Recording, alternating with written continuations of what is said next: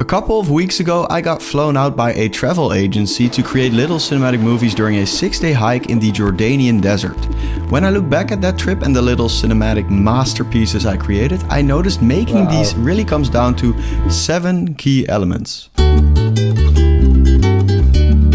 How can you make sure that during your next trip, instead of recording videos that look like they could be sent in a WhatsApp family group chat, you come back with videos that look cinematic like a movie? The first thing I learned about making these movies happened when I arrived in Jordan. This place looks absolutely unreal. It looks so cinematic already, and it's probably one of the reasons why they recorded real movies here like Indiana Jones, Star Wars, Transformers, Dune, my Instagram reel. All these movies were filmed out here, and that is the first part of the equation on how filmmakers are doing this.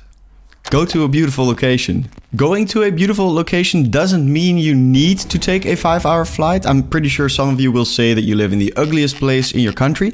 However, I'm also pretty sure there are still hidden spots to find, because when we were in Petra, we saw the treasury.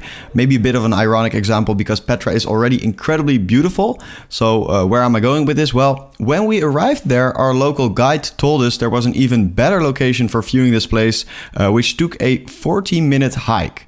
And when we completed that hike, it was indeed a much better spot. We saw that very few people knew this place. There were no tourists, no chaos, just silence. And we were standing a couple hundred meters above the treasury. I got much better shots there, and it was a cool experience in general. So ask a local for advice, get a location scout. But location is obviously not enough in itself. That's why we need to take a look at part 2 of the equation. Tip 2. Time of day. The best shots I made were early in the morning during sunrise or later in the day during sunset.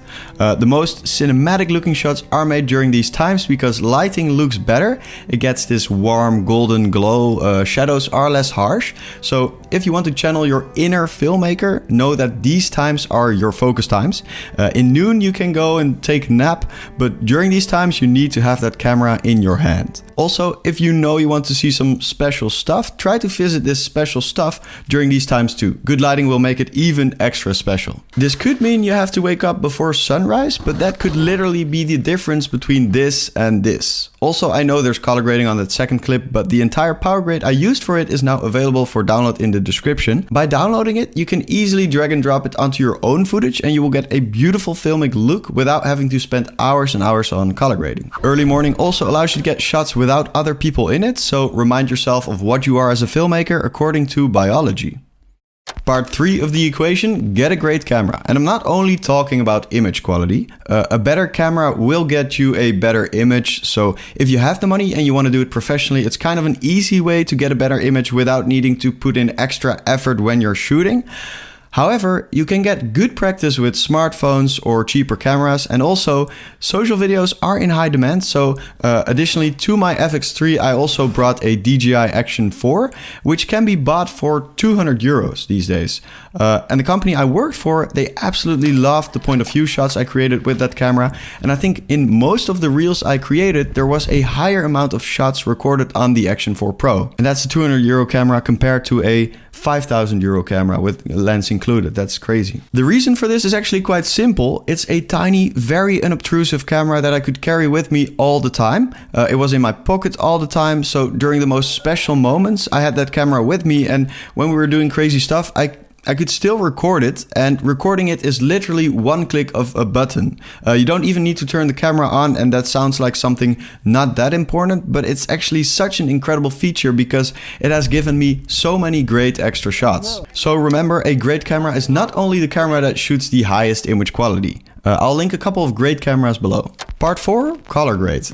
Now, if you want to upgrade the look of your footage without upgrading your camera, learn color grading. The basics of color grading can already make a massive difference to your footage, and it also teaches you to have a better eye for great looking footage. I would recommend DaVinci Resolve for the best results, but the basics can be done in any editing software, and here are some easy and basic tips to get you started.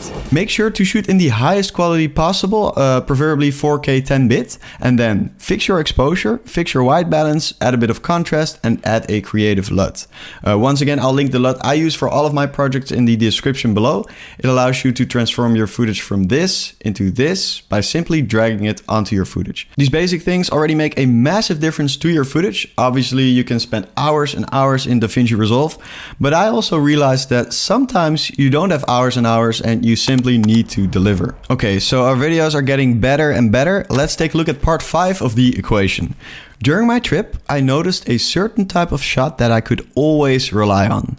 Still shots. This is something beginner filmmakers are a bit scared of because you probably want some cool dynamic movement in your shot, but unless you identify as a gimbal, you want to be shooting more still shots. Still shots force you to start thinking about your composition. They can always be used. They only need one single person to be created. And if you still want your sequence to be dynamic, cut them up quickly, add a digital zoom, and you're done. Now, there are a couple of instances where you want to move your camera around. If you're following a subject, if you want to reveal something about the scene or situation that's happening, if you identify as a gimbal. Now, I do know and realize movement can be beautiful, so here's a little trick that could work if you're not a gimbal, and that is to crank up your shutter speed to 1/500th of a second, and then you could potentially stabilize properly in post.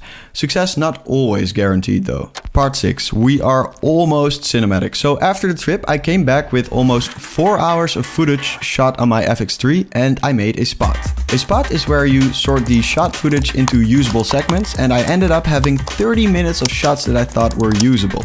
Now, if you divide the amount of usable footage by the total recorded footage, you end up with a percentage. For me, on this trip, it was 12.5%.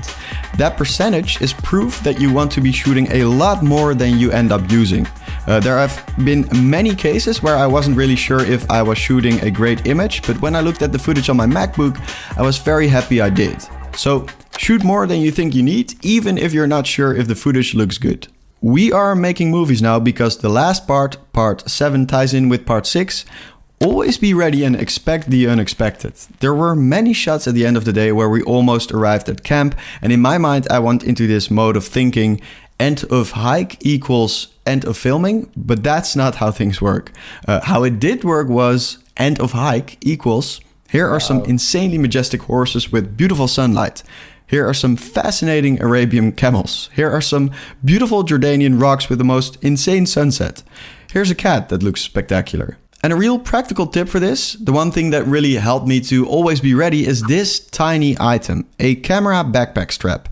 I got this one from Freewell and my first thought was 50 euros is too expensive for a tiny piece of metal. However, those 50 euros were 100% worth it because it has increased the shots I've made to a very, very large extent. The metal clip allowed me to always have my camera on my chest while hiking. And I want to add to that, attaching 5,000 euros worth of camera gear to a clip on your chest while you're hiking, you kind of want it to be good quality. So spending 50 euros on a clip that you know is reliable might just end up saving your entire camera gear.